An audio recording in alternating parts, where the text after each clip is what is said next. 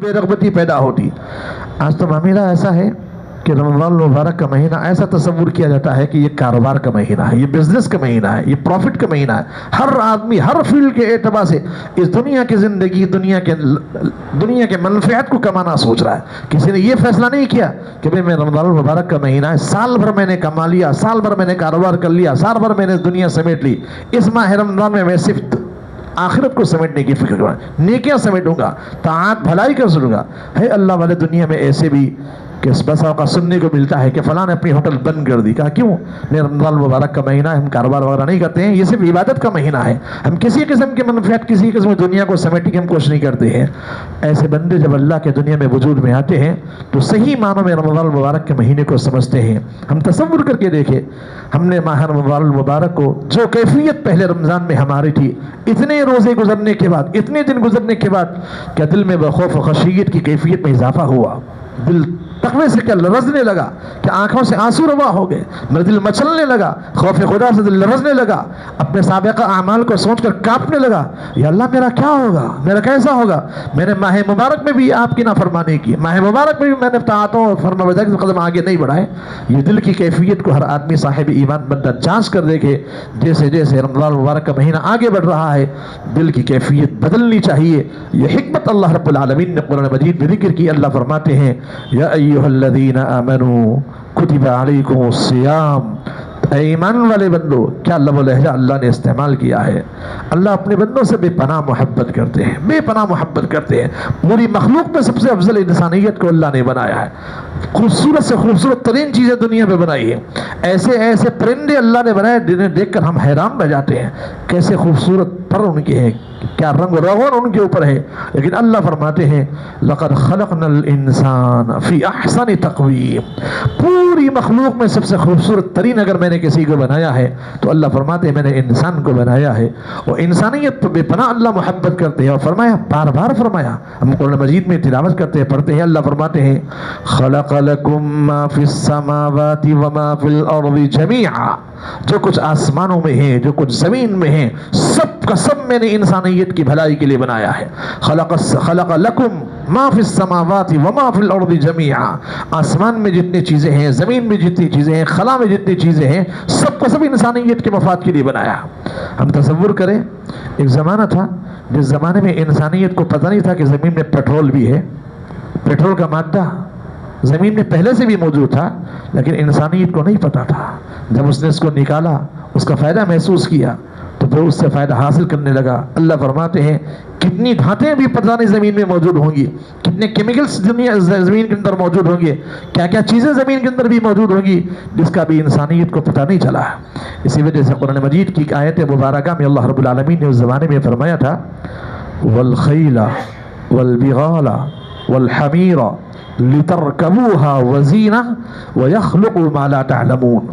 1400 سال پہلے قرآن مجید کی آیت مبارکہ میں اللہ رب العالمین نے ایک حکمت کو ذکر کیا تھا، فرمایا تھا وَالْخَيْلَ وَالْبِغَالَ وَالْحَمِيرَ، گھوڑے، اونٹ، خچر، والخیل والبغال والحمیر لترکبوها، یہ انسانیت کی سواری کے لیے اللہ نے پیدا کی ہے۔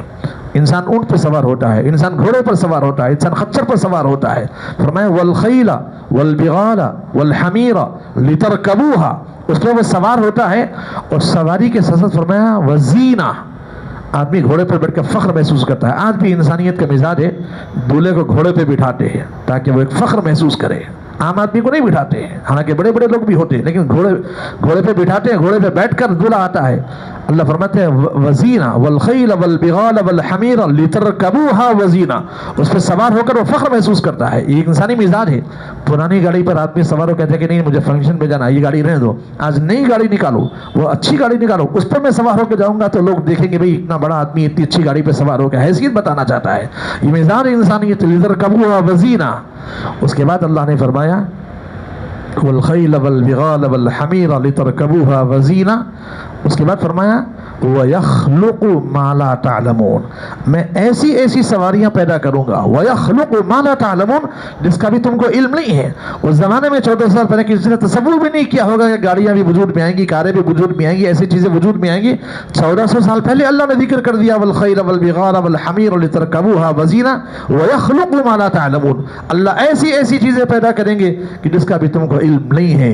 اس لیے انسانیت کو بتایا یہ دل اللہ کا بنایا ہوا ہے، اللہ کا بنایا ہوا یہ دل ہے، تسلیم کرو یا تسلیم مت کرو، ماننے والے کا خالق بھی اللہ ہے، انکار کرنے والے کا خالق بھی اللہ ہے۔ کسی نے اپنے ہاتھوں سے مورتی بنا لی اور زندگی بھر اس کے سامنے سجدہ کرتا رہا، پوجتا رہا، تو کیا وہ مورتی اس کا خالق نہیں بن جائے گی؟ وہ مورتی اس کا رازق نہیں بن جائے گی؟ اللہ فرماتے ہیں کہ تم مانو یا نہ مانو، تم سب کا خالق میں ہوں، رازق میں ہوں۔ اور فرمایا اگر تمہیں شک ہو تو ایسا کرو، هل من خالق غیر اللہ یرزقکم من السماء والارض، ہے کوئی اللہ کے علاوہ دنیا میں انسانیت کو رزق دینے والا جو اللہ کے علاوہ کسی اور کی پرستش کرتے ہیں؟ اللہ پوچھتے هل من خالق غیر اللہ، کیا ہے کوئی اللہ کے علاوہ خالق؟ یرزقکم من السماء والارض، جو آسمان و زمین سے انسانیت کو رزق دیتی ہے۔ سوال کیا، پھر اللہ نے خود جواب دیا لا الہ الا ہو، ایسا ہو ہی نہیں سکتا، اللہ کے علاوہ کوئی الہ کا تصور بھی نہیں کر سکتے ہیں۔ تو اہل ایمان کو بتایا یہ مہینہ اللہ تبارک و تعالیٰ کی رحمتوں کا، مغفرت کا، جنت جہنم سے خلاصی کا مہینہ ہے، اور درمیان کا عشرہ، درمیان کے جو 10 دن ہیں وہ مغفرت کے دن ہیں۔ ہم تصور کر کے دیکھیں اگر اس روزے کی بنیاد پر ہمارے دلوں کی کیفیت تبدیل نہیں ہوئی ہے، اس دل میں خوف خدا میں اضافہ نہیں ہوا ہے، اس دل میں اللہ کی خشیت میں اضافہ نہیں ہوا ہے، تو صحیح معنوں میں ہم روزے کا فائدہ صحیح معنوں میں حاصل نہیں کر رہے ہیں۔ اس لیے اپنے اپنے دلوں کی کیفیت کا محاسبہ کیجیے۔ ایک موقع پر اللہ کے نبی صلی اللہ علیہ وسلم نے فرمایا تھا یہ دل، جس دل میں ایمان ہوتا ہے وہ ایمان والا دل ایمان والے بندے کو ہر برائی پر انڈیکیٹ کرتا ہے، ہر برائی پر انڈیکیٹ کرتا ہے، دیکھو یہ کام غلط کر رہا ہے، یہ نہیں بولنا چاہیے تھا، بول دیا آپ نے، لیکن یہ غلط ہے، یہ نہیں کرنا چاہیے تھا۔ ہر دل ایمان والے بندے کا انڈیکیٹ کرتا ہے۔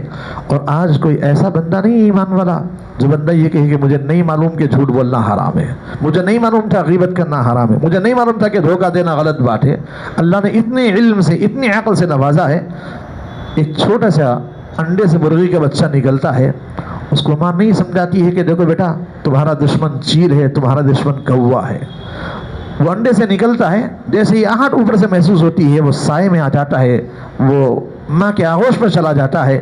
اللہ نے انسانیت کو بھی اتنی عقل سے نوازا ہے، وہ تو چھوٹا سا چوزا مرغی کا بچہ تھا، لیکن انسانیت کو اللہ نے اتنے علم سے، اتنے ہوش سے نوازا ہے، وہ سمجھ سکتا ہے کہ بھلائی کیا ہے، برائی کیا ہے، اللہ کس سے راضی ہوتے ہیں، کس سے ناراض ہوتے ہیں، کیا بولنا چاہیے، کیا نہیں بولنا چاہیے، کیا کرنا چاہیے، کیا نہیں کرنا چاہیے۔ اتنے ایمان کی بنیاد پر اللہ نے انسانیت کو اتنی ہوش دیتے ہیں۔ ہم تصور کر کے دیکھیں اس ہوش حواس کے ساتھ ہم نے کتنے مرتبہ کتنے اللہ تبارک و تعالیٰ کی، اللہ کے نبی صلی اللہ علیہ وسلم کی حکم عدولی کی ہے، اور کتنے احکام ایسے ہیں جو ہمارے کانوں سے ٹکراتے ہیں اور دل سے ٹکراتے ہیں، ہم اس کی نافرمانی کرتے ہوئے آگے بڑھ جاتے ہیں۔ تصور کیجئے یہ زندگی کا ماہ رمضان مبارک کا مہینہ ہم کو ملا ہے، پتہ نہیں آئندہ ہم کو میسر ہو سکتا ہے یا نہیں ہو سکتا ہے۔ اگر مل بھی جائے تو زندگی کے یہ حالات نہیں ہوں گے۔ جیسے زندگی آگے بڑھ رہی ہے، صحت مان پڑ رہی ہے، مصروفیات آگے بڑھتے چلے جا رہے ہیں، ذمہ داریاں کندھوں پر اور آگے بڑھتے چلے جا رہی ہے، جیسا رفتہ زندگی میں آگے بڑھ رہے ہیں، حالات اور انسانیت کے لیے مشکل ترین بنتے چلے جا رہے ہیں۔ اس لیے اللہ کے نبی صلی اللہ علیہ وسلم کی حدیث مبارکہ کی روشنی میں ہم اپنے آپ کا محاسبہ کریں اور یہ سوچیں کہ بھئی یہ زندگی کا میرا ماہ رمضان المبارک کا مہینہ، اب تک کہ میری زندگی میں جتنے رمضان کے مہینے گزر گئے اس کے مقابلے میں بہت زیادہ میں عبادت کرنے والا ہوں گا، بہت زیادہ گناہوں سے بچنے والا ہوں گا۔ ہم اپنے ذہن میں فہرست بنا لیں، گزشتہ رمضان میں مجھ سے یہ کوتاہیاں ہو گئی تھی، یہ غلطیاں ہو گئی تھی، یہ غلطیاں ہو گئی تھی، اب کے ہم یہ ہونے نہیں دیں گے۔ اتنی فرما برداریاں ہم سے ہوئی تھی، اتنے قرآن ہم نے پڑھے تھے، اتنے خیرات کا کام ہم نے کیا تھا، اتنے بھلائیوں کا کام ہم نے کیا تھا، اس میں اور اضافہ ہوگا۔ جیسے عمر ہماری بڑھ رہی ہے ویسے ہمارے اعمال صالحہ کی بھی ہم فکر کریں۔ اللہ تبارک و تعالیٰ سے دعا ہے اللہ کہنے والے کو بھی اور سننے والوں کو بھی اور تمام کے تمام صاحب ایمان بندوں کو اس ماہ مبارک کی قدر کرتے ہوئے ہم زندگی کے قدم کو آگے بڑھائیں اور اس ماہ مبارک میں اللہ تبارک و تعالیٰ اعمال صالحہ کے زیادہ سے زیادہ کرنے کی اور ہمارے اعمال میں خلوص اور دل میں تقوی، دل میں خشیت، دل میں اللہ تبارک و تعالیٰ کا خوف پیدا کرنے کی اللہ رب العالمین توفیق عمل نصیب فرما۔ وآخر دعوانا الحمدللہ رب العالمین۔ سنتوں کا وقت